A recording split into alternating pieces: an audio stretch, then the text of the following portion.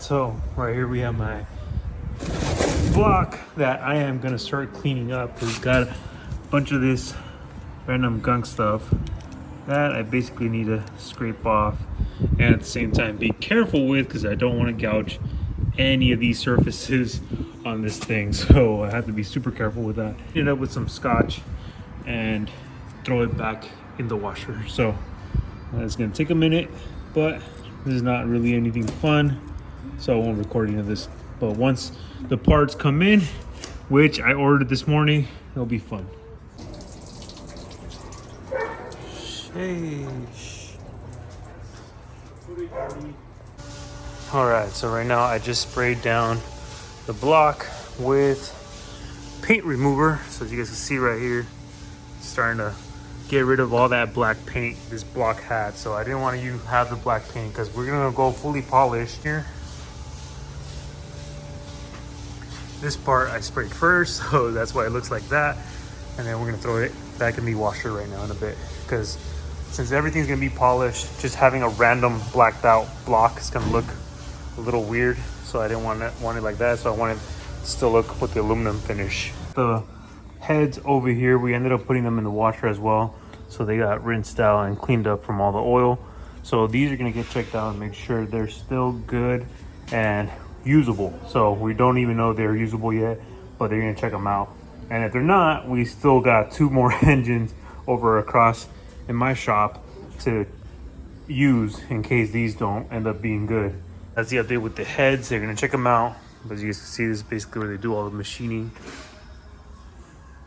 The guys just left for the weekend, so they're gonna be checking these on Tuesday. So right here we have my block that's getting built. Bare block. We kind of got majority of the paint. There's still like kind of some of it on there, but should be fairly easy to clean up the last bit. We are gonna hone the cylinder walls before we put the pistons back in and everything else. But before we start reassembling this, we were waiting on parts. So that's finally here. You guys can see a little bit, but I'll get into that in a moment. But right here, we have my original motor, the 250,000 mile motor. And of course, all this stuff still has to come out. The plan with this, we might end up doing a power steering delete. We haven't decided yet, just because of the fact that finding a belt that's gonna work with this and then the tensioner, it's gonna be a little bit of a problem. So we may or may not do the power steering delete, because regardless, my power steering has never worked. We used to it without, the power steering. So it wouldn't really affect me in any way. So we are planning on sandblasting the back end of the turbo manifolds. The turbo manifolds and the rest of the piping, get it all cleaned up and have it kind of paint matched to this, or whatever we could do, maybe powder coat, I'm not sure. But definitely want to clean that up because it does look kind of wonky. And once the whole motor is reassembled and looking nice, I want that part of the motor to look nice as well. We are going to be rebuilding the wastegates as well. And we got my 6-piston Brembos that we are going to be throwing on Ruby once we get her back. Little by little, we've been getting everything we need to get this up and going. But the main part was waiting for the parts. So finally, Z1 Motorsports finally shipped this out. And I already went through it, so that's why some of the packaging is not on there. But look at this. Parts galore. So right away we have, for the heads, Brian Crower springs and retainer kit. You guys can see that. We have springs for the heads. We have Brian Crower springs. We have Boundary racing pumps. So these are the oil pump gears that we're going to be putting on Ruby. Looking real nice. Apparently you can't open this unless you're going to put it on right away. So Boundary pumps, VQ35. So we got Boundary oil pump gears. We have all the gaskets and O-rings for the timing cover, upper oil pan, etc., etc. All the OEM stuff is in here for all the little small gaskets and O-rings. We have brand new water pump, OEM. We have main rear seal, OEM. We have thrust washers, King thrust washers. We have King bearings as well. And we have ACL bearings as well. These are, which ones are these? I know you need the main bearings and then you need the, I forgot the other name of the bearings, but we have bearings. All right, so we ended up getting King for one of them, and then ACL for the other. So that's that. And then right here we have oil pump assembly. So this is a brand new oil pump that's gonna go with the oil pump gears. So that's gonna be put together. And then we have ARP head studs. These are the main studs. So these are the ARP main studs. And then we have ARP head studs. So main studs, ARP head studs, and main studs. And then right here we have the brand new piston rings as well that we're going to be throwing on.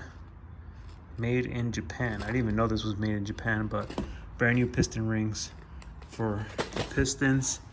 We have the Dynasty billet main girdle.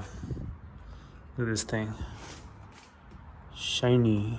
It's actually pretty heavier than the original one. It feels, yeah, it feels heavier than the original one, the OEM one. So we have that as well. And then last but not least, we have Cometic head gaskets. VQ35 DE. So got everything specifically for the sizes that we are, so according to the machine shop, we are one size up from OEM on pistons.